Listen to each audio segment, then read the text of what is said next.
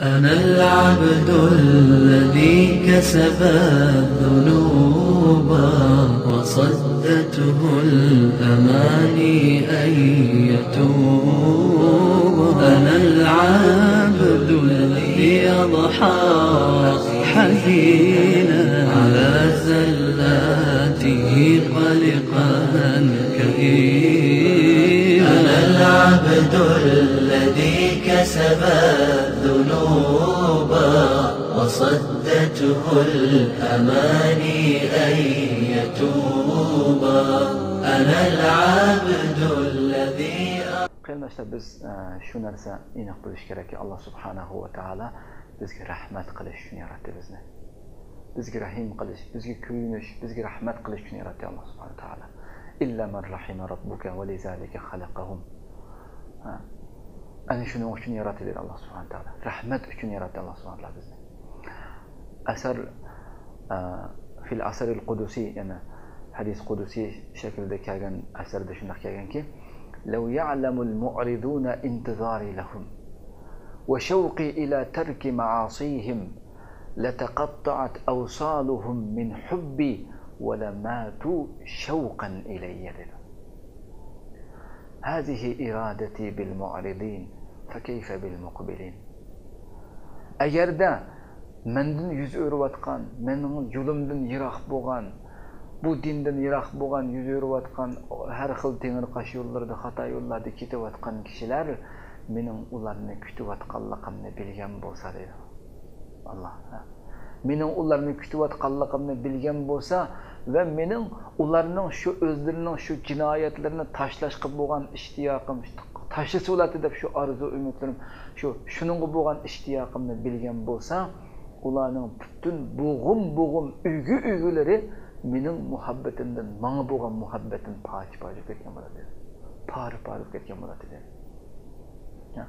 Oylap bakayın, Rabbimizning bendilerge boğan, bizgi boğan rahimdilliki qarab bakayla qarindoshlar.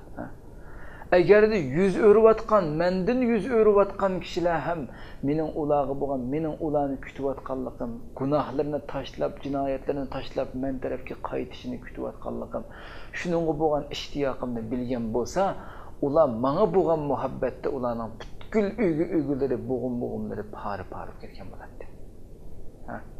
Ve manga iştiyaq bağlap mening muhabbetimde ölgen bo'ladi dedi Allah subhanahu wa ta'ala. Bu mening mendin yüz örügenlerge boğan iradem bu bolsa, bana yüzlengen kişilerge qandaq bulaman deydi Allah subhanahu wa ta'ala. Mendin yüz örüp ketivatkan, her xil yollarda meňivatkanlarga iradem bu bolsa, fekeyfe bil muqbilin. Bana yüz keltirip men tarafki yuguravatkan bulağa mening qandaq bulağa. Bulağa boğan rahmetim, bulağa boğan muhabbetim qandaq bulağa deydi. Oylap bakayla qarindoshlar. Rabbimiz bizga qanchalik muhabbet bağlaydı ekan, qanchalik yaxshi ko'rdi ekan bizni qarindoshlar.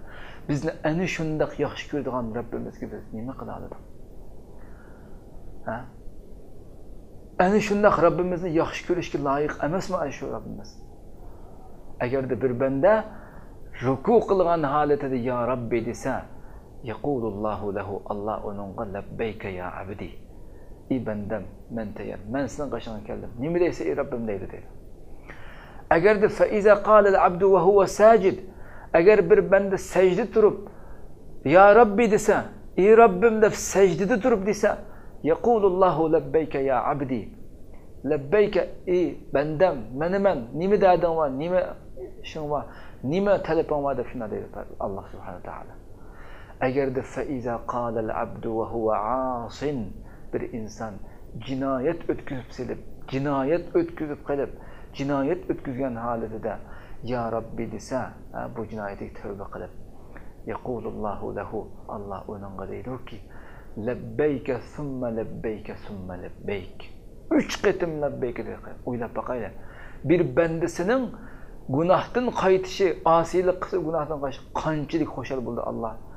Hem bizga bütün bu bendelerge rahmet qilish, ularning manfaati, ularning dunyo oxiratda baxtlik bo'lishidan boshqani iroda qilmaydi Allah subhanahu wa ta'ala. Şu asilik qilib qolgan bandasiga ekan, labbayka summa labbayka summa labbeyk. 3 qitim deydi ekan qarindoshlar, o'ylab boqaylik. Yana bu oyatda diqqat qilaylik qarindoshlar. Sura Tahada Allah subhanahu wa ta'ala Musa alayhissalom bilan Harun alayhissalomga buyruq qilgan bu voqelikni Qur'oni Karimda shunday tilg'adi. İzhaba ila fir'auna innahu tagha faqula lahu qawlan layyina. Sizlar ikkinlar yana Musa alayhissalom bilan Harun alayhissalom deyotdi bu buyruqni Allah. Fir'avnning qishig'iga beringlar. U chekdan oshdi. U yo'ldan chiqdi. U tajovuzchilik qildi. Uning qishig'iga beringlar. Va uningga ikkisiga buyruq qildi, qanday o'ylab boqaylik.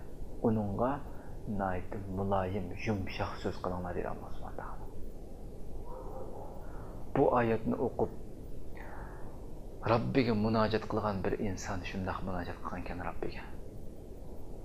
Ya Robbi, iza kanat rahmatuka biman qala ana robbukumul a'la izhaba ila fir'auna innahu tagha faqula lahu qawlan layyina.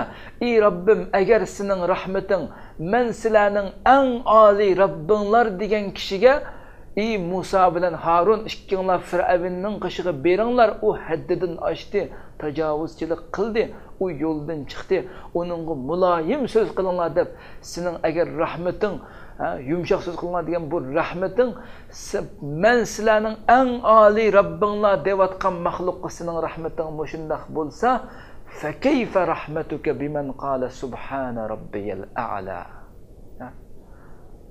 Sening rahmating ana robbukumul a'la, men sizlarning eng oliy Robbinglar degan maxluqqa rahmating bu bo'lsa, subhana robbiyal a'la degan kishiga sening rahmating qandoqdir ey Robbim deb munojat qilgan ekan.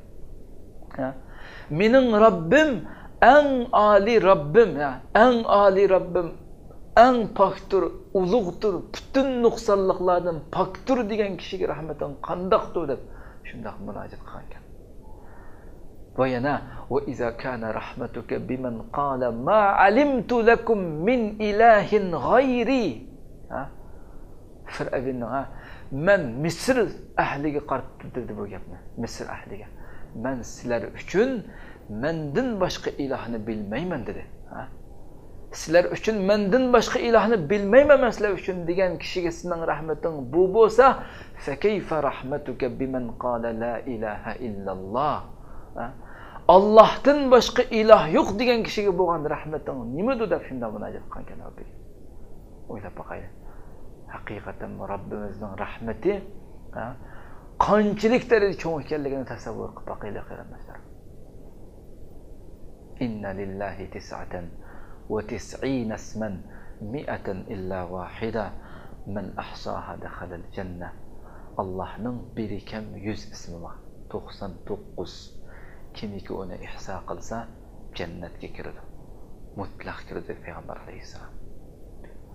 Walillahi al-asmaul husna fad'uuhu biha. Allohning go'zal ismlari bor. Bu ismlar bilan chaqiringlar uni. Bu ismlar bilan duo qilinglar dedi. Demak qarindoshlar, xulos qilib xotima shaklda essak, ana shu Robbimizni tunuyli. Uni haqiqiy ravishda biz ismlarini butkul barliq go'zal ism sifatlarini haqiqiy ravishda tunuyli. Uning manhaj, uning ko'rsatmasi, uning dinini haqiqiy ravishda tunuyli qarindoshlar. Bizning talab qilingan bo'yicha tunuyli va o'zimizni bu ammaratun bisuyan gunohlarga, shahvatlarimiz, har tarafga shaytonlar, atrofimizdagi nurg'un fikrlar bizni davomli Allohning yo'lidan chiqishga, Allohning yo'lidan ozdirishga bizni undab turadi. Biz shundoq muhitda, shundoq jamiyatda yashayapmiz. Shundoq jamiyatda o'zimizning nafsini Alloh subhanahu va taolaning itoatiga yuzlantiraylik. Buningga ko'ndiraylik. Buningda charchitaylik nafsimizni. Allah subhanahu wa ta'alaga go'zal, yaxshi amallarimiz bilan uningga yaqinlashaylik. Allohga bog'lanaylik qarindoshlar. Agar biz Robbimizga bog'lana olsak, Robbimizga haqiqiy yaqin bo'la olsak, biz uning ana shu ilohiy sifatlari, ana shu 99 ismida bayon qilinadigan shu ilohiy kamolati, ilohiy sifatlarini o'zimizning ruhida bu her bir sifatlardan o'zimizga bir meva elib, o'zimizga bir nisiva elib, o'zimizni o'zlashtira olamiz, Robbimizga bog'lana olsak qarindoshlar.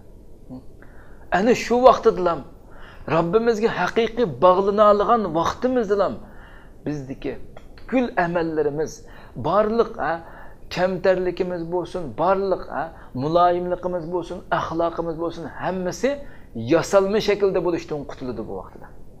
Har qanday amalimiz yasalma bo'lishdan qutulib, qinimizga singib ketgan holatda chiqadi bizning. Butun yurish-turishlarimiz, so'zlarimiz hammasi ichimizdan urg'ib chiqqan qinimizdan chiqadi vaqt. Yasalmalikdan qutuladi bu vaqtda. Kamali sifatlarning hammasi ichimizga bizning qinimizga singib ketadi bu vaqtda. Rabbimizga bog'lanadigan vaqtimizda. Bizdeki muloyimlikmi, kamtarlikmi, mehribonlikmi, insofmi, adolatmi, hikmatmi, hamma narsa bizda haqiqiy qinimizga singib ketgan bo'ladi. Bo'lmasa, u yasalmalikdan iborat. Rabbimizni bilmay turib, uni tushunmay turib, uni cho'nqur his qilmay turib bo'lgan ishlarning hammasi yasalmalikdan iborat. O'zimizni so'rab qilamiz shu vaqt. كسبت ذنوبا وصدته الأماني أن يتوبا أنا العبد